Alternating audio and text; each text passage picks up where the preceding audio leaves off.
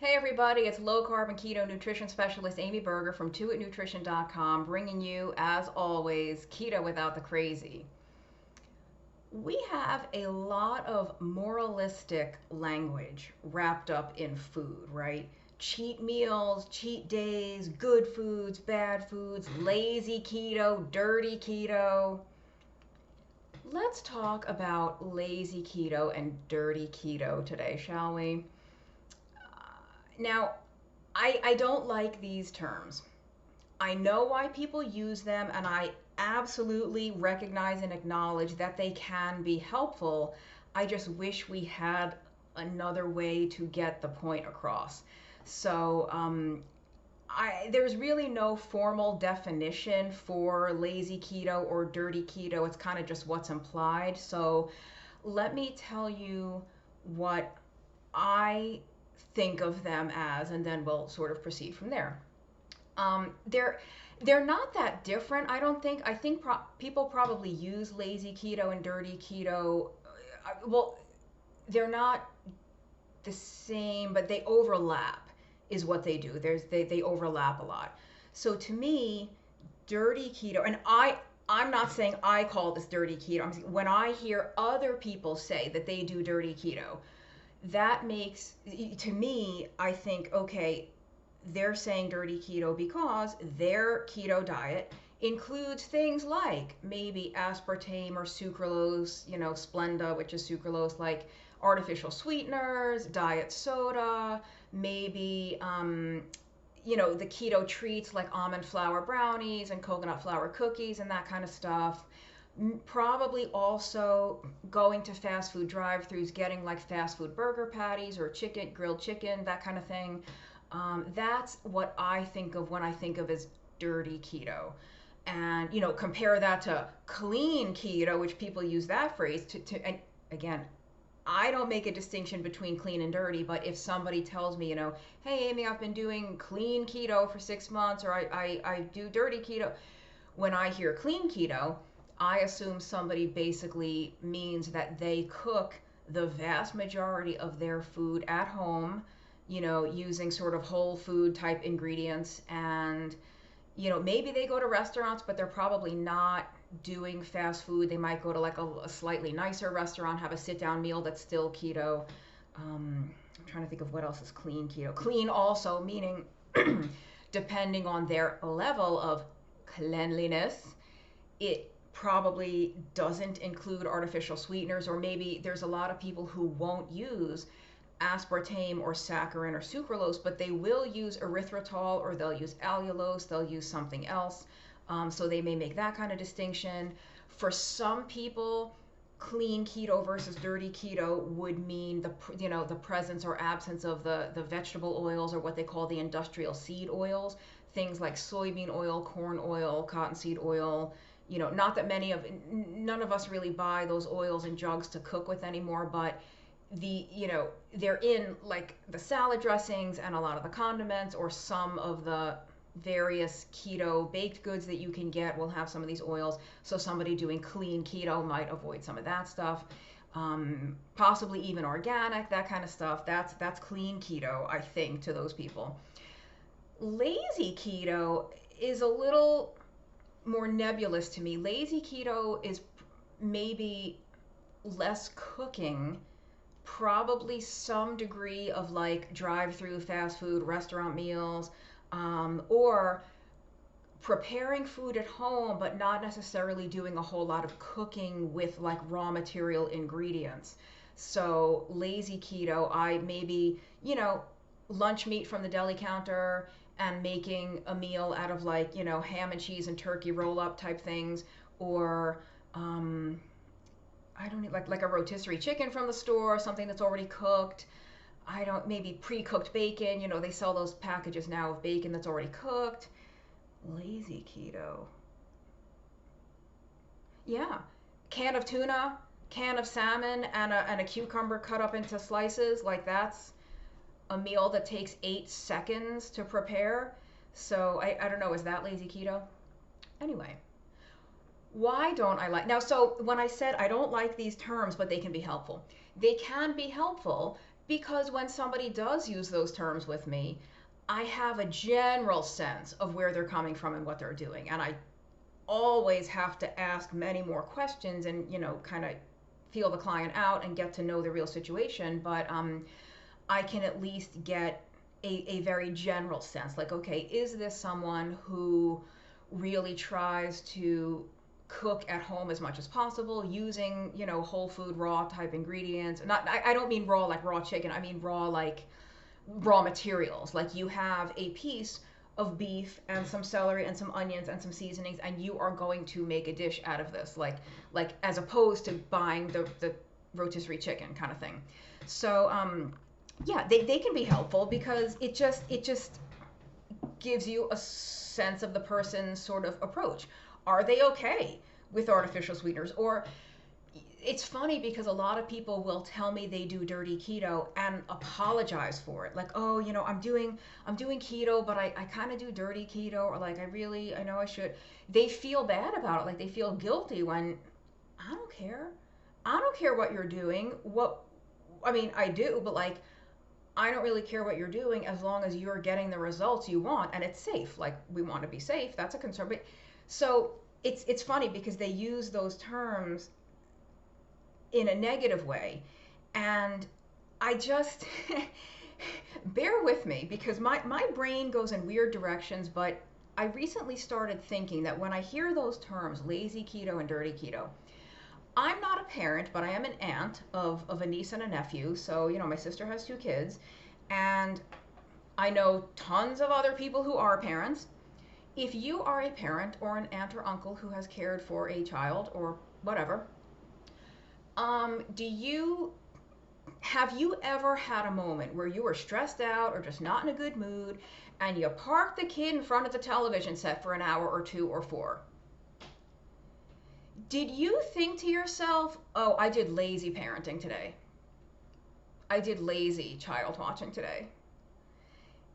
Have you ever been caught up in work or really needed to focus on something and the kid is nagging you and you just gave them the smartphone or the tablet, go play with this, Billy? Did you think to yourself, I just did dirty parenting? I just did lazy, dirty parenting?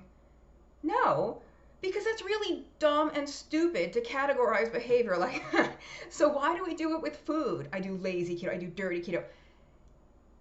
Who cares how lazy it is or how dirty it is if it is working for you?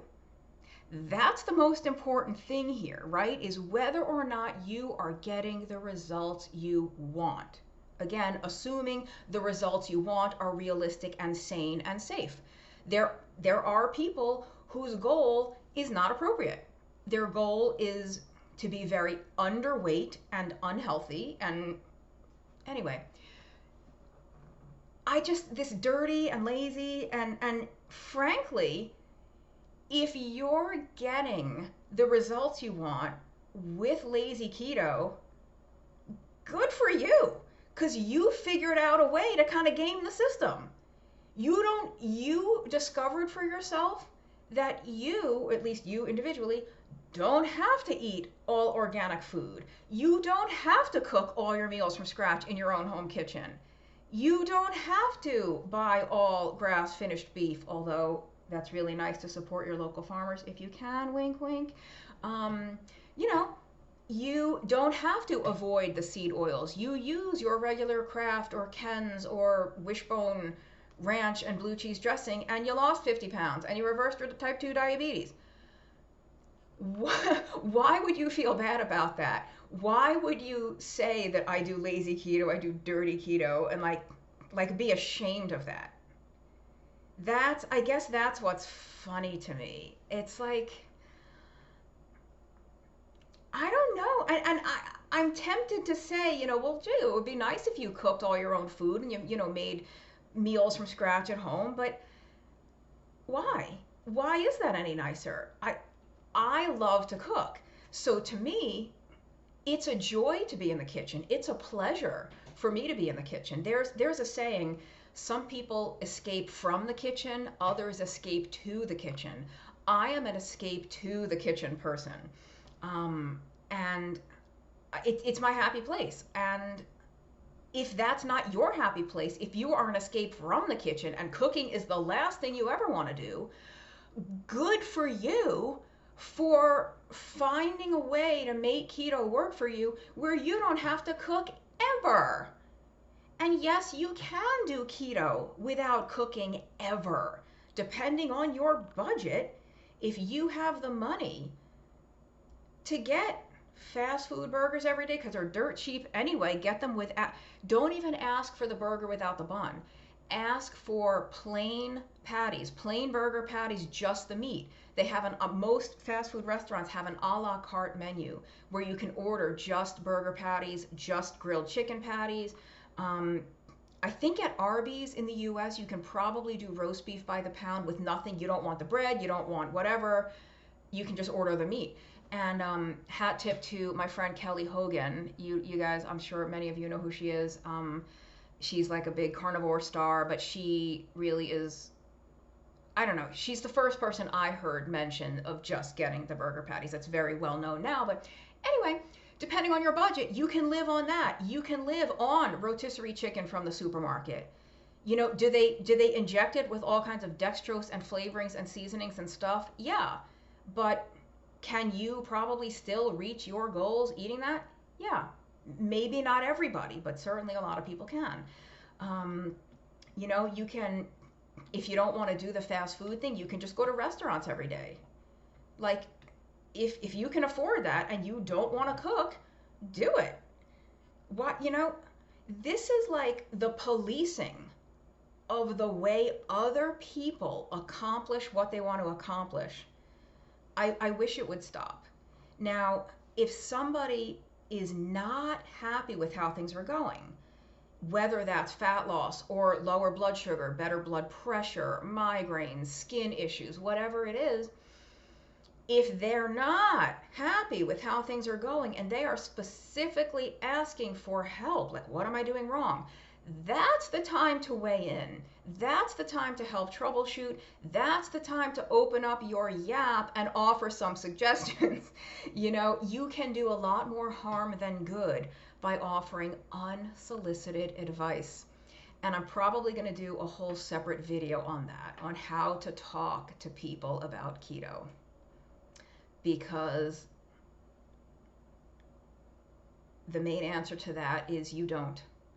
You wait for them to ask you, but I'll just save the rest of the details for that separate video. What was I saying? Oh, lazy and dirty keto. Yeah, do keto in the way that works for you. Some people have to be incredibly strict to get any progress. Some people don't really have to be that strict at all. Like I use the word keto, or the phrase, you know, the abbreviation, yeah, just the shorthand keto, because that's what people look for now. That's what's, nobody looks for low carb. Nobody searches, like 15 years ago, it was all low carb. There was no keto. But some people don't need keto. Some people can just kind of cut carbs a little bit. You know, when I was in the Air Force, I knew guys, now, of course, these were young, active men, who all they had to do was stop drinking beer and they could lose 10 pounds. They didn't need a ketogenic diet. They didn't even need a low carb diet. They just had to stop drinking the beer.